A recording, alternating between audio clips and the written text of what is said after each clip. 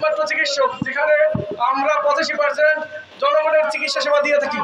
কিন্তু দুঃখের বিষয় হলো স্বাস্থ্য সংস্কার কমিটি নামক একটি অথর্ব কমিটি যেখানে আমাদেরকে বাদ রেখেই একটা সংস্কার পেশ করছে, যেখানে আমাদেরকে অ্যাবলিস্ট করার একমাত্র উপায় তারা করতেছে, যে নির্লক্ষ তারা রাখতেছে, সেটা এই বাংলার জমিনে প্রান্তিক জনগোষ্ঠী 85% জনগণ সেটা বাস্তবায়ন হতে দেবে না ইনশাআল্লাহ।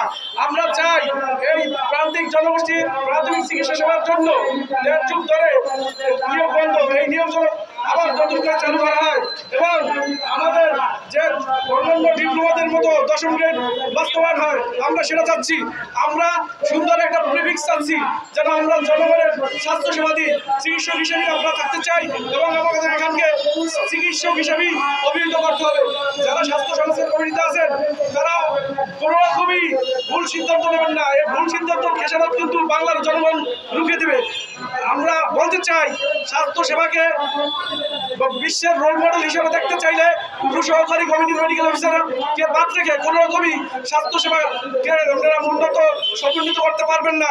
তাই আপনাদের মাননীয় প্রধান উপদেষ্টার কাছে অনুরোধ করছি, আপনাদের সাংবাদিক ভাইদের কাছে অনুরোধ করছি, আপনারা যেন আপনাদের কাছে আপনারা জাতির বিবেক, আপনারা মাননীয় প্রধান উপদেষ্টার কাছে তথ্য তুলে ধরবেন যে বিশ্বে সাথে স্বাস্থ্য সেবাকে তাল মিলিয়ে চালাতে হলে উপসহকারী কমিটির মেডিকেল অফিসারকে বাদ দিয়ে কোনো রকমই স্বাস্থ্য সেবার উন্নত চিকিৎসার চিন্তা ভাবনা করা যাবে না।